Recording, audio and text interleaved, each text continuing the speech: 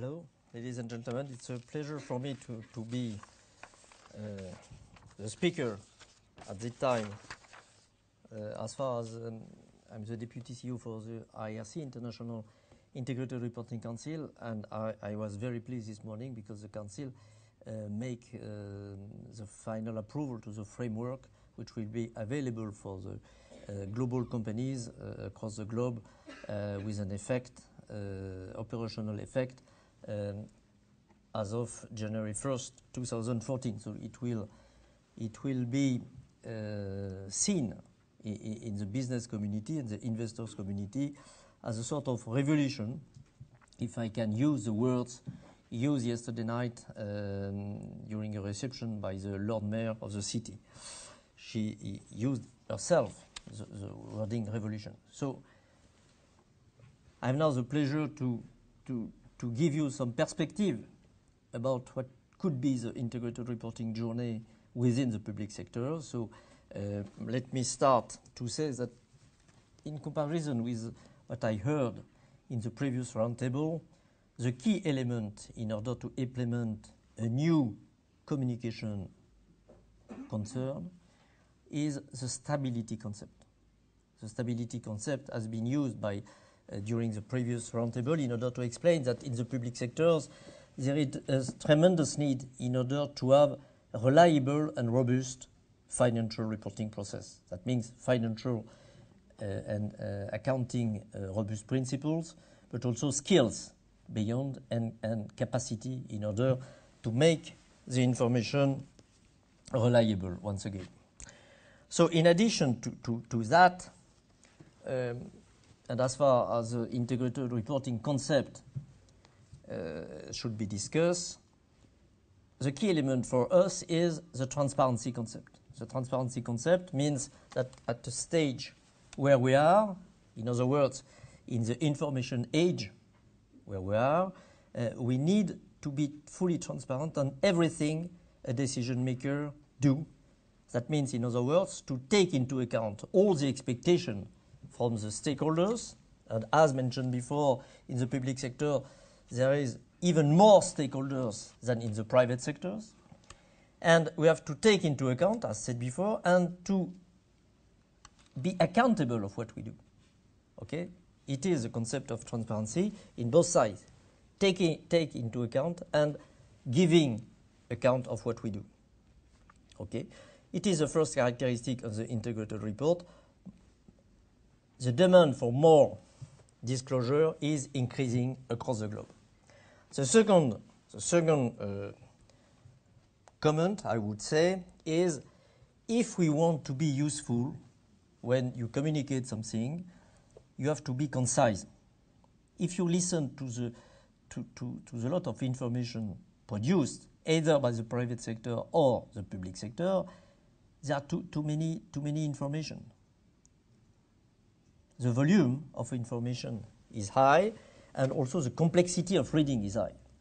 Let me just comment on an accounting principle. If you are familiar with the private sector standards, IFRS, as far as the IFRS are somewhere, even sometimes, what we use in France, counterintuitive. That means they are not understandable in the first momentum. So we have to explain and explain and explain. That's the reason why, if you listen to the annual report of companies, they are huge. And I'm afraid for the state or for the public sector, in some geography, it is the same. Let me comment rapidly the case of the French public management reporting system. Maybe you are not familiar with this, but in France from 2001, there is an obligation, effective 2006, from 2006, to publish, together with the budgeting process, a set of accounting figures, first of all, based on accrued basis, but also to explain the objectives of the public policies, policy by policy, that we call activity report, planned activity report. So we have the objectives, and we have, together with the objectives, a set of KPI explaining from a citizen point of view, from a taxpayer point of view, and for a user point of view, what are the expectations and how can be measured the public policy deployment.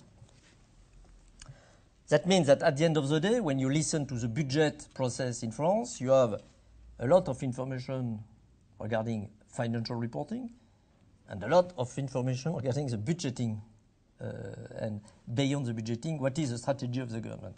That means that at the end of the day, even at the parliament level, very few people read this documentation. So we have the same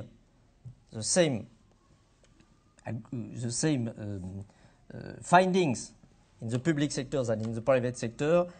The information produced is too high. And at the end of the third element I want to mention quickly is as far as the business community is convinced that they have now, because the world has changed, they have now to report on many issues in order to give a flavor, an holistic flavor of what are the output, the outcomes of their policy, of their business model. There is no reason why not adopting the same mindset, the same behavior, the same thinking in the public sector. As mentioned before, I am an academic myself, part of my time, and I try to learn public management in the Paris University. And my first lesson is about the differences between public and private sectors. And the huge difference is the final goal, the objectives. In the private sector, the first objective, anywhere the other concerns, are to make profit. Because if you don't make profit, you can't develop any social matters, any environmental improvement, any research, innovation, etc. So the first is the profit generation. In the public sector, it's another issue. It's another issue. You have first of all to agree on objectives, to dedicate acceptable means, I mean in other words taxes, in order to finance the policy you agreed on, and to measure the result. So that means you have no the bottom line objective, you are a sort of triangle between objectives, means, and result. But that said, in terms of techniques of management, in terms of spirit of reporting, in terms of behavior of dialogue and communication, there is no reason why to make an opposition between the private and the public sector. So it makes sense for us at the ARC Council to think about, maybe in the middle term perspective. Why I say that? Because I do think, to be a little bit engaged with the financial reporting, that the priority obviously is to consolidate the financial pillar in the public sector. But after, you have to enlarge to a broader journey.